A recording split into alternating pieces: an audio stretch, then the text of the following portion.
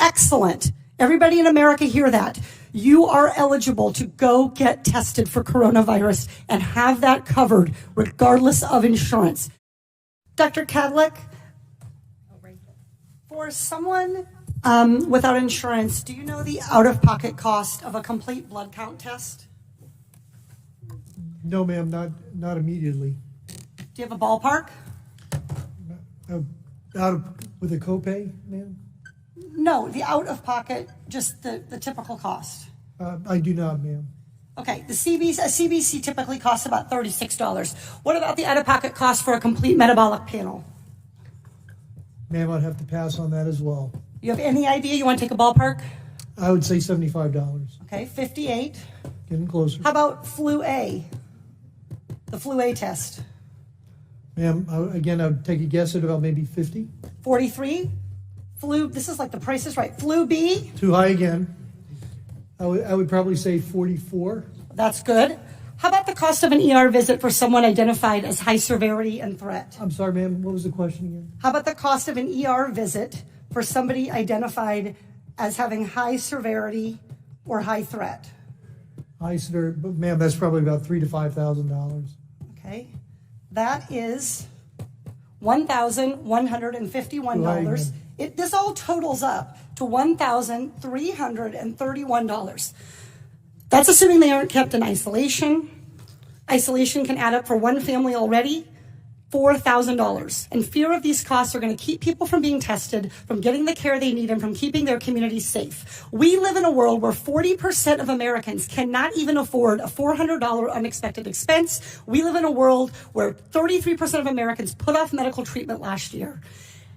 And we have a $1,331 expense, conservatively, just for testing for the coronavirus. Dr. Redfield, do you want to know who has the coronavirus and who doesn't? Yes. Not just rich people, but everybody who might have the virus? All of America. Dr. Redfield, are you familiar with 42 CFR 71.30, excuse me? 42 CFR 71.30. The Code of Federal Regulations that applies to the CDC. 42 CFR 71.30. I think if you could frame what it talks about, that would help me. I don't relate. Dr. Redfield, I'm pretty well known as a questioner on the Hill for not tipping my hand. I literally communicated to your office last night and received confirmation that I was going to be asking you about 42 CFR 71.30. This provides the director may authorize payment for the care and treatment of individuals subject to medical exam, quarantine, isolation, and conditional release. That I know about, and my office did tell me that. I just didn't know the numbers, ma'am. That's Congresswoman. Great, so you're familiar. Dr. Redfield, will you commit to the CDC right now using that existing authority to pay for diagnostic testing free to every American regardless of insurance? Well, I can say that we're going to do everything to make sure everybody can get the care they need. Reclaiming my time. Dr. Redfield, you have the existing authority.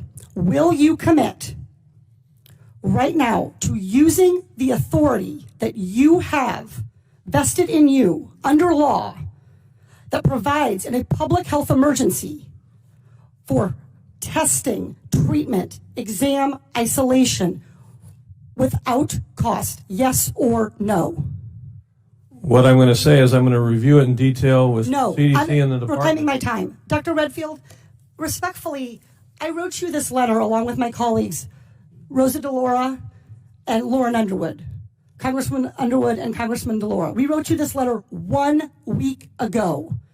We quoted that existing authority to you, and we laid out this problem.